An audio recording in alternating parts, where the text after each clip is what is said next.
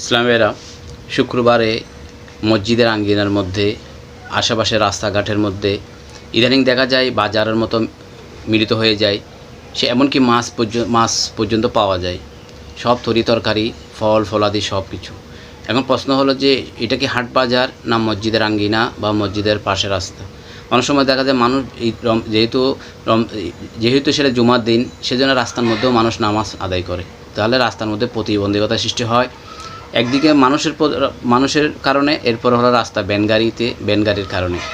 তাহলে এর মধ্যে যদি কোনো একটা এমার্জেন্সি সড়ক দুর্ঘটনা হয়, এর মধ্যে যদি কোনো এমার্জেন্সি কোনো অ্যাম্বুলেন্স আসে বা কোনো অগ্নিকাণ্ড ঘটে, তাহলে এটা প্রতিরোধ করার মতো কোনো ব্যবস্থা নেই। তাই সেটা ইসলাম সাপোর্ট করে না। ইসলামের আমরা মসজিদের আঙ্গিনাকে আমরা ব্যবসামুক্ত রাখবো। এছাড়াও আমরা যখন মসজিদে যাই, তখন আমরা বিভিন্ন ফল ফলাদি, বিভিন্ন পণ্যর উপর আমাদের নজর পড়ে, তখন আমাদের মনের খেয়াল থাকে এটা আমার কেনার বাসনা জন্মে। মসজিদে যখন আমরা যাই, তখন আমাদের মনটা ছুটে যায়, বারবার ছুটে যায়, আমরা আবার জোর করে নামাজের মধ্যে নিয়ে আসি। এর মধ্যে রয়েছে আবার কেনাকাটার এই প্রোগ্রামটা।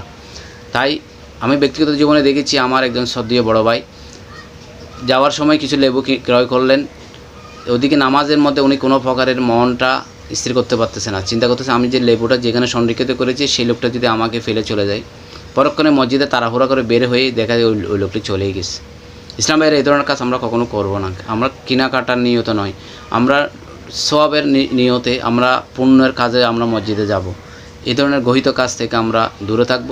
মসজিদকে আমরা ব্যবসা বাণিজ্যের স্থানে রূপান্তরিত করব না, ইনশাল্লাহ।